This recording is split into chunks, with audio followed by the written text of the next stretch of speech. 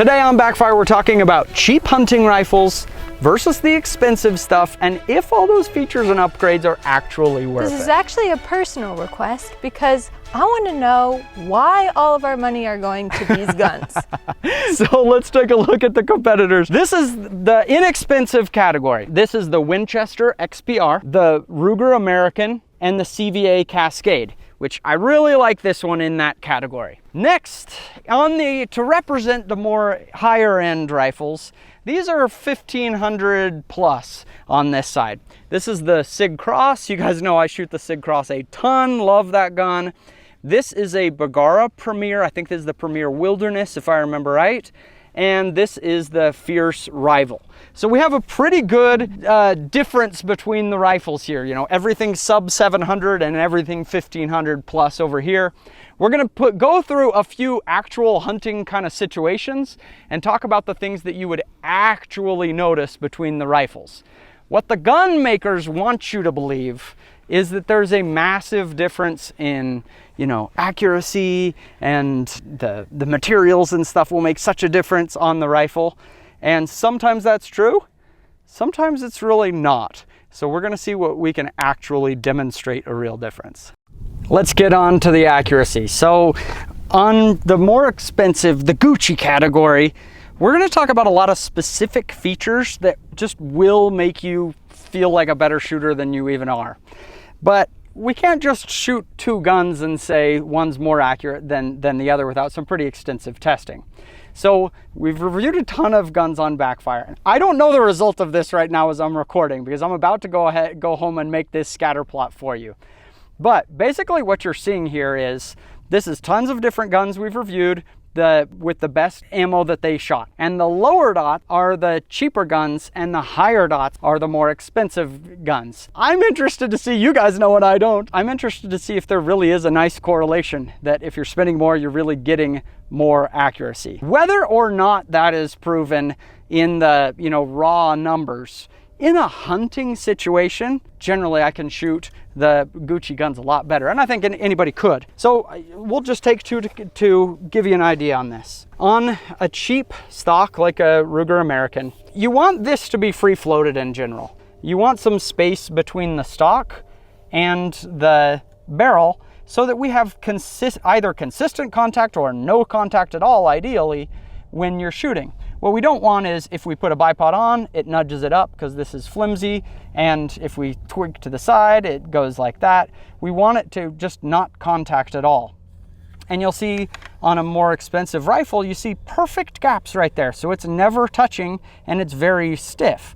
This is very flimsy because it's plastic, and you can see one side is touching all the time and the other is not. That's one where it doesn't mean, just because you have the stock touching, doesn't mean the gun won't shoot. This Ruger American shoots lights out. It shoots very, very well. But what I notice all the time on less expensive rifles is just unexplainable weird flyers. You'll shoot a nice tight group and then woo, one just sails up an inch. And that's, I think, because of so many little inconsistencies that may not be the same when you're shooting. This is just an example, but for whatever reason, all of the rifles in the cheaper category have like a super traditional style of stock. I don't know why. I've begged some of the companies to, like, hey, what if we made a rifle of the future, but made it with inexpensive materials, cheap manufacturing, everything? I would love to see that.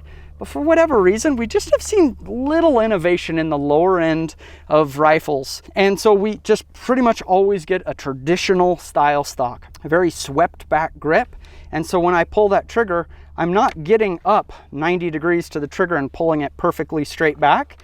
It's more 45 or more than that. Just tiny little things that, can you say this gun isn't accurate? No, you can shoot many half-minute groups on these. You can do awesome if you have everything perfectly set up.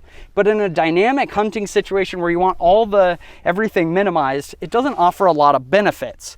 On a stock like this, it's all carbon fiber. It's rigid as anything. Your grip is vertical. So look, when I grip this, Now I'm 90 degrees to the trigger. I'm not gonna accidentally get it knocked back. Plus, nicer triggers is a huge one, right? You'll see on this, we have an adjustable cheek piece so that we add that anchor point, a nice flat spot on the forend. So if we're riding bags or on a tree limb, shooting off a rock, whatever, we have a flat spot to put it on. On the Sig Cross, you see tons of features that make it shoot better. We have, again, a nice vertical grip, adjustable length of pull, and again, we got a flat spot, lots of attachment for our support.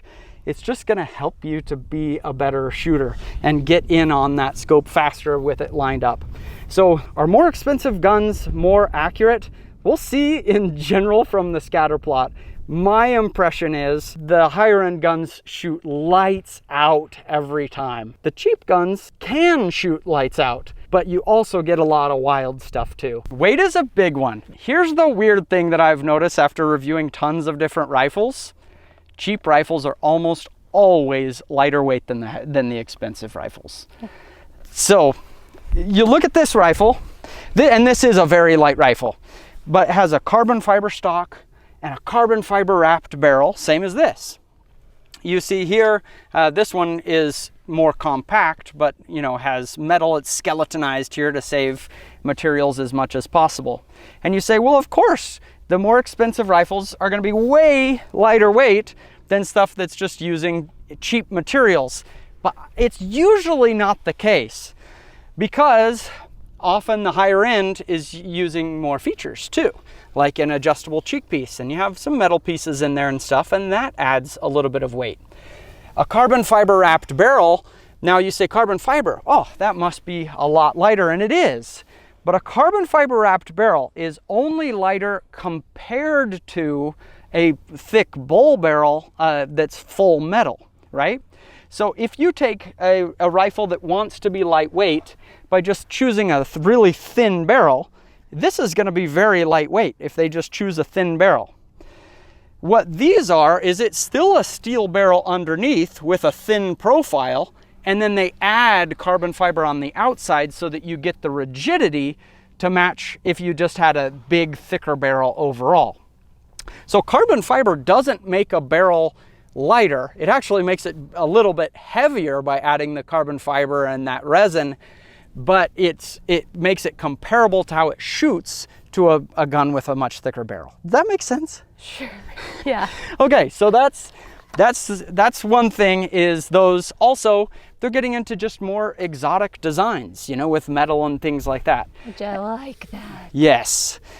You might also see on some rifles titanium action that's going to save half a pound. They are a little bit stickier when you do that, but a titanium action can do that. When you get into the cheap guns, they end up being super lightweight because the whole gun is just, the whole stock is just plastic. And often they don't even have anything in the plastic. So it's just thin plastic. It makes it very flexible, but it's gonna be super lightweight. And often they're choosing a thin barrel profile because it feels lightweight when you pick it up in the store, and they can advertise it as lightweight, but also it's less material than offering a big bull barrel like on a target rifle. There are cool features that make a gun lightweight in the high end, but generally I find cheaper guns are lighter overall. You just proved that you can buy a good gun that's cheaper and lighter. Yeah, I mean, there are tons of exceptions. There are some higher end rifles that are super lightweight and some cheap guns that are very heavy. But in general, yeah, I think if you really are just looking for weight without the lightweight and features, then yeah, the cheap rifles are probably going to accomplish that better.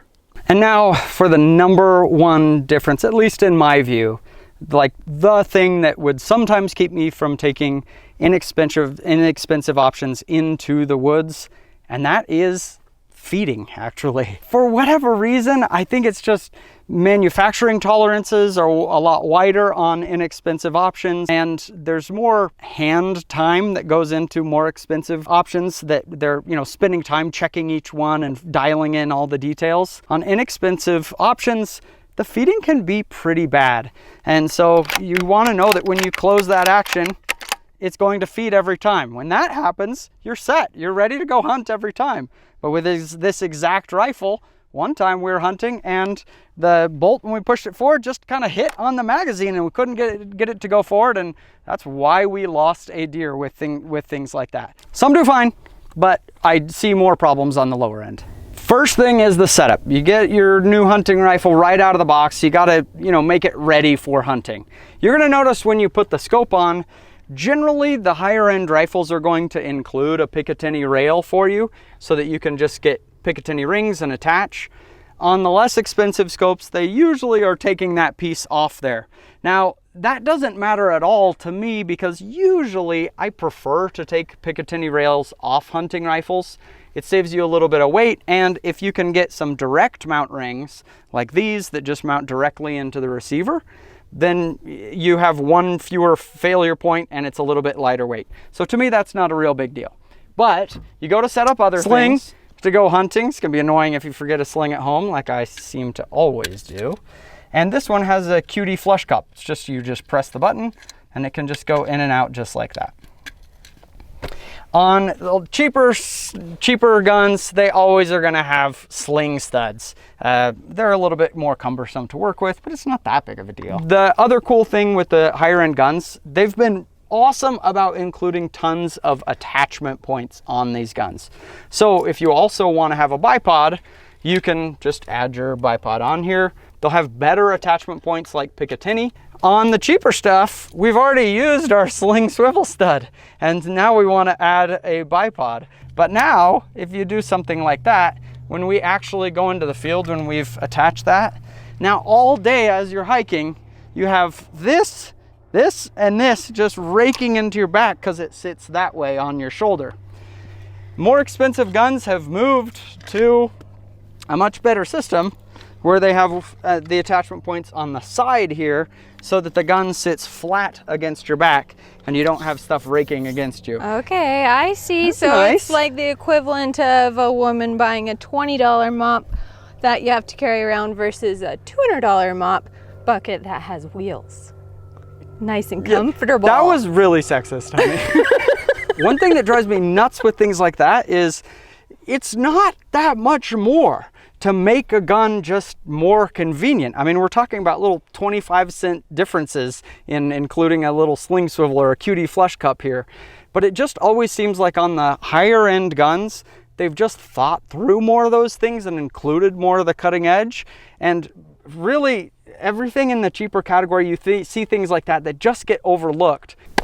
So what do you say? Well, you convinced me, Did but I? I'm pretty convincible because I like you a lot. We just don't have to obsess over this stuff. I feel like sometimes I'm such a sucker for marketing that something is 10% better and we're throwing money at it and wanting it, those things. We all just get suckered into marketing. However, if this is your thing and you're going to be doing it a long time and you want every advantage, and it's, for me, like, that's part of the hobby really, is the rifles and the tech and the scopes, and like, just I love the way it works. I'm kind of disappointed if like if a deer just like pops up and I just bang, I don't know, it's kind of disappointing to me if I can't like use my rifle. Just depends how you want to view it. But whatever you're gonna get your gun and get out into the woods because there are deers out there.